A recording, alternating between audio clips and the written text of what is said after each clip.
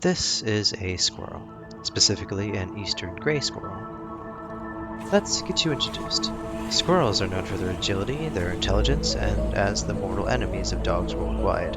They also chew on bones sometimes, but at Georgia Tech they make great subjects for research. Over the last semester, I and the rest of the Ecology Lab students here at Tech have been recording observational data on them, most notably for me, those concerning topography.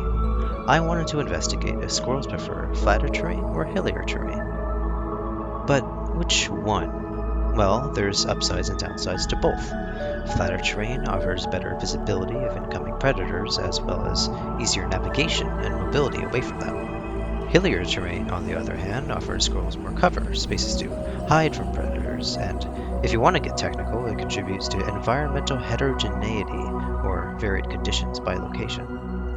In general, this is a good thing for animals because it boosts plant diversity, increases food availability, lots of nice things.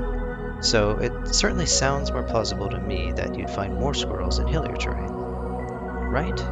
Wrong. To investigate using our data, I took samples from all hilly entries and all flat entries, and for each observed the proportions of entries that observed a squirrel versus entries that did not observe one at all. But the results already weren't what I predicted.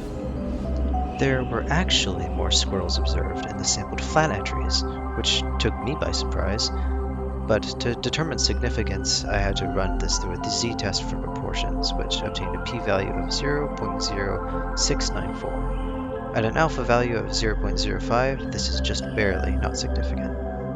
So in conclusion, not only was my hypothesis not supported, but there was some evidence indicating more squirrel presence in flatter terrain, not hillier terrain. Though this evidence ended up not being statistically significant, or in other words, it's not meaningful enough to use as data. Because of this, the true preference of squirrels in regards to topography unfortunately remains somewhat ambiguous. But that doesn't have to be the end.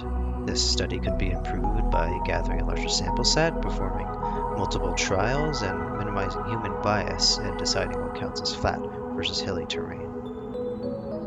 Now, I hope you're not wondering why any of this matters or why you should care, but just in case, ecological studies like this are so much more important than they might seem. Understanding how animals interact with their environment provides us, as humans, insights on our own health and how we might better fit ourselves into our ecosystem.